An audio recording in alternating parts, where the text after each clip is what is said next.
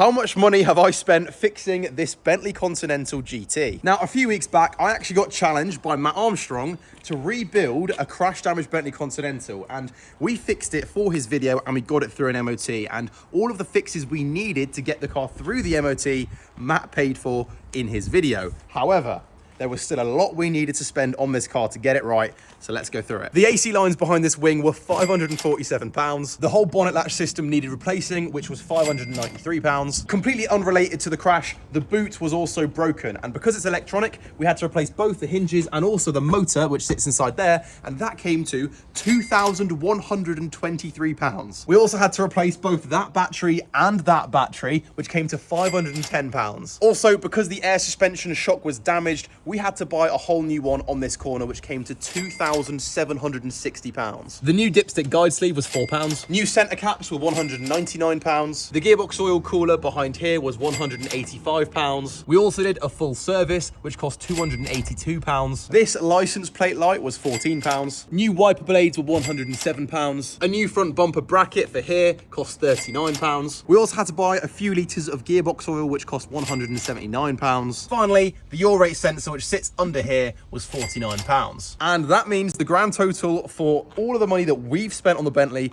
is £7,598.69. And remember, that doesn't even include all the stuff that Matt bought. Matt paid for the new front wing, the bumper, the side skirt, the lower arms, this headlight, which would have been ridiculous, and getting it all painted to the body color.